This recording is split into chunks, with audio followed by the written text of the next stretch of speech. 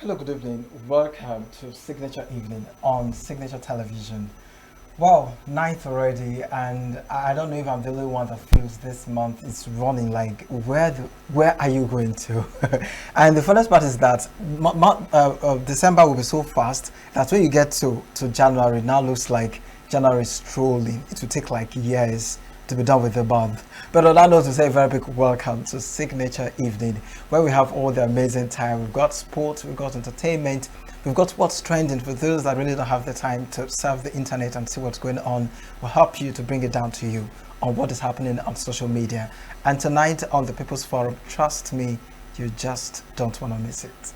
I did not miss a part, but I left that part for Omar to come in. Fashionista. Good evening, ladies and gentlemen. Welcome. I am Princess Ken Chomman. Of course, Lady has already said it. We have a segment all lined up. And today our news headlines for you in the news segment are Boko Haram winning the peace, 100 Nigerian school children freed from kidnappers in Niger State, Abadalachi community in Oji River local government area launches development fund at end of year get-together.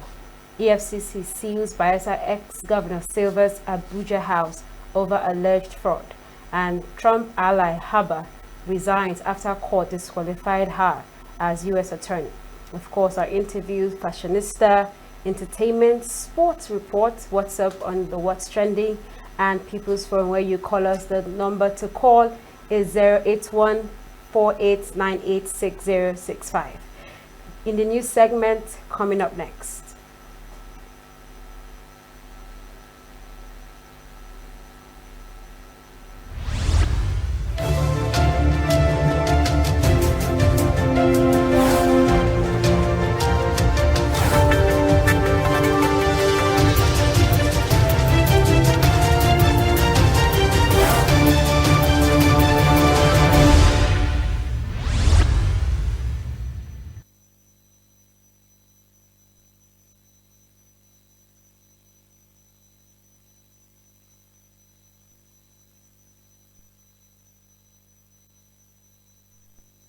Nigerians will soon sleep with two eyes closed. That is the promise of General Christopher Musa, Nigeria's new Minister of Defense. Many Nigerians believe that General Musa will deliver on his promise and are prepared to cooperate with him. There is, however, another victory that Nigeria must win. Our correspondent, Mabweze Njoku, tells us more. It was about 3 years ago when Signature TV visited a camp housing internally displaced persons from Borno State. There were over 2,000 persons, mainly from Goza and Bama, housed in a sprawling ground of tents in Yola, Adamawa State. We have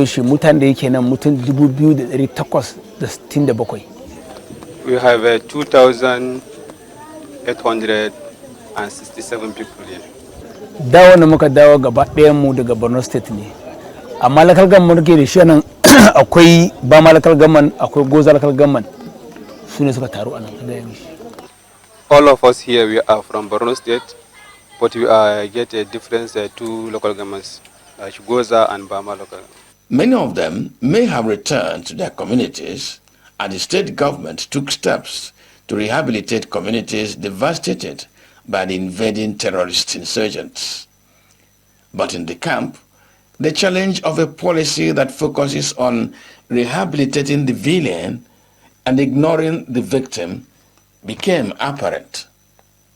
Repentant Boko Haram fighters owned the big shops in the camp, while their victims, who escaped with just their lives, labored to sustain their families and then buy items from the ex-insurgents' shops. Then they have run and they are suffering. Government like them more than them. Give them items, give them something to do business. In an interview with a repentant Boko Haram fighter, Ahmadu Hassan, he denied being an insurgent fighter, but admitted that he had to leave them because he did not subscribe to the doctrine of killing and destruction. He said that he didn't join Boko Haram. da nake baga ji nace mishi ini ina bayan da na koma da dama ina da iyali da jama'a ne gaba kida can dai amma da shike da naji ba dadi na fita na bar jama'a na gaba kida ne kare na fita. Since he's there together with their distant since he saw that it's not his family, that's why he leave them. When Musa Taylor, a father of 18 children and 3 wives, was brought face to face with Ahmadu Hassan, the emotion was overwhelming. Kaduba ni ina takalmi secretary. See the secretary and see issue. See what the secretary.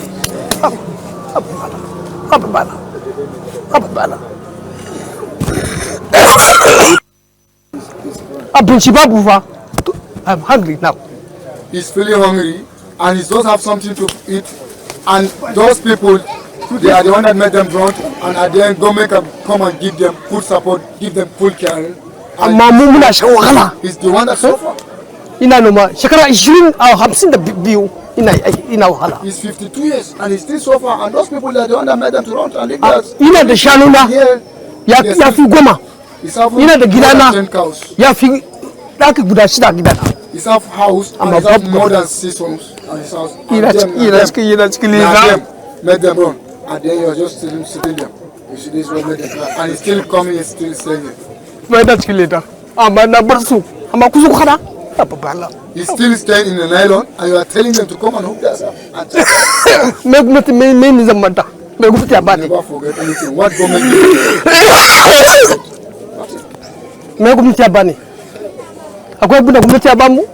We are I'm just suna kasa mu muna sama ne wani dide ne. Them they put them on the ground. Mu muna sama muna da dukiya muna mu wadata muna walwala wanda ka dide ne.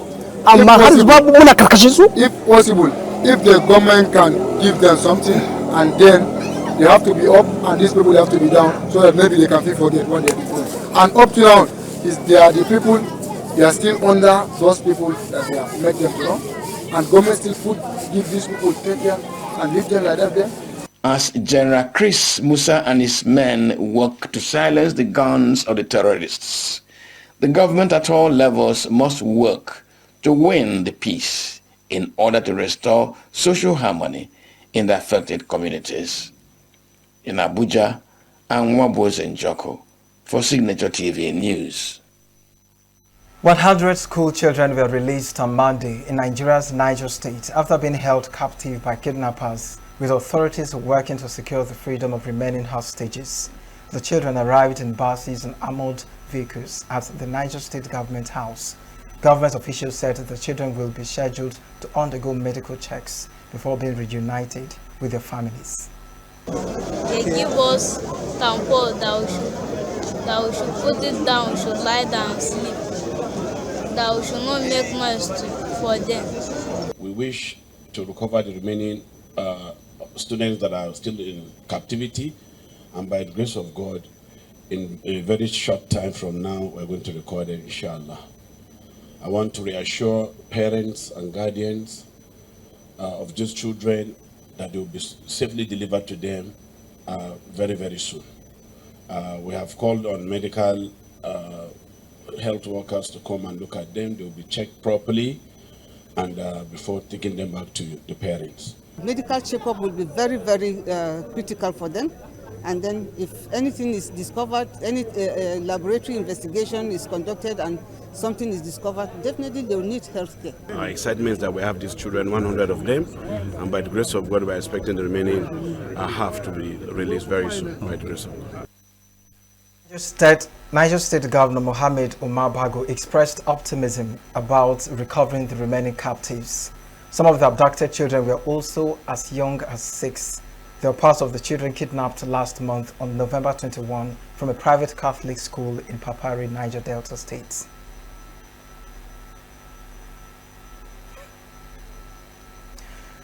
The Agbala Dala Achi community in Oji River, government of Enugu State, has rounded off the year with a colorful end-of-year party. The community also used the occasion to raise funds for the purchase of land for a proposed community center in Enugu, the state capital.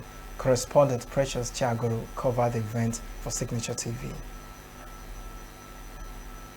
Fundraising for community development is an age-long tradition among Igbo communities. They have by this practice established projects such as schools, hospitals, markets, electricity and water supply, among others. It is in the same spirit of self-help that the Abadala community, one of the 12 autonomous communities of Achi in Oji River local government area, while rounding off the year with the annual end-of-year get-together, decided to also raise funds for the purchase of land for the development of a community center in Enugu. Chairman of Abadala Town Union Enugu branch, Obiora Aguse, represented by the councillor for Achi Unowo 3, Ikemefuna Ude, appealed for support to enable the community to consummate the project. This project is dear to our hearts, and your presence shows your commitment to love and growth and development of our community. And equally, we thank you for being here and your presence, because we know that you're going to support us in the mighty name. Amen. And we still pray for each and every one day to put our prayer as God in the condition of leadership. And we know that God will do it in the mighty name of Jesus. Chairman of the occasion and president of Signature TV, Vin Martin Obiora Ilo, commended the Abadala community for coming up with the laudable initiative and urged for support from all and sundry. I'm begging every one of us.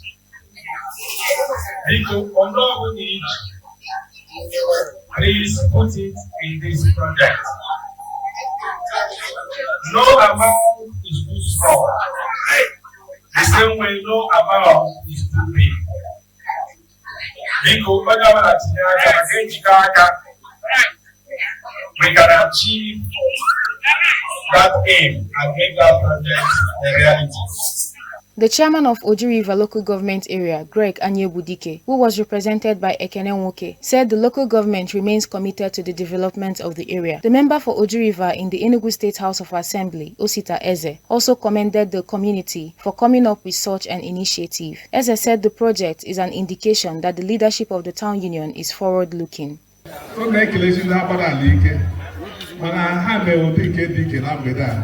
I'm here tomorrow about our equals iron bar and the back. I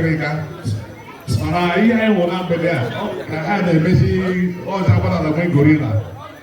Carefully. So, all the pump, oh, Mela, I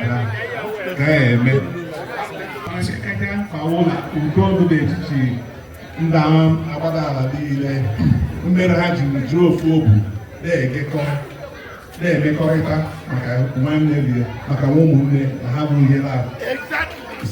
should so that this meeting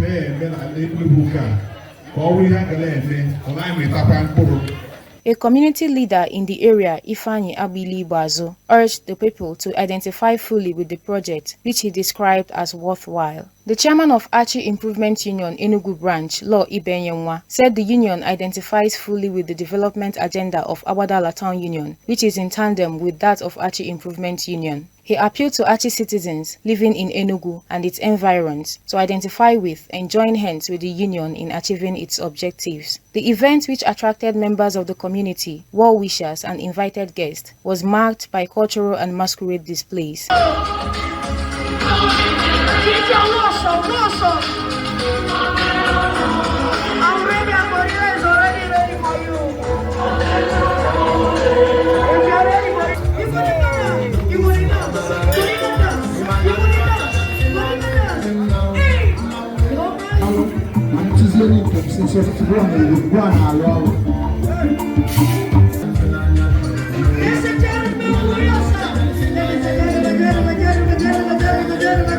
A major highlight of the event was the presentation of gift items and educational materials to pupils and students by Chinenye Aguse, wife of the Enugu branch chairman of Abadala Town Union. The fundraising, which is expected to continue in phases, is seen by members as a major step towards turning their dream of a befitting community center into reality.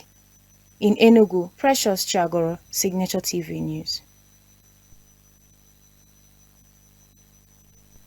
Julius Bokoro, Special Assistant to former Petroleum Minister Timepri Silva, has condemned the sealing of Silva's Maritama residence in Abuja by the EFCC, describing the action as unlawful and excessive. In a statement Monday titled a grave breach of decency. EFCC's attempted raid and defacement of Silva's family home. Boko Haram criticized the agency for acting without proper due process.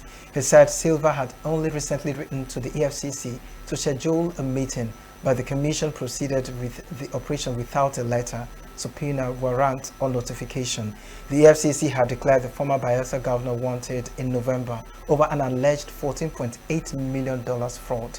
Earlier, military intelligence officers raided his Abuja home, arresting his brother and driver over alleged links to a failed coup attempt.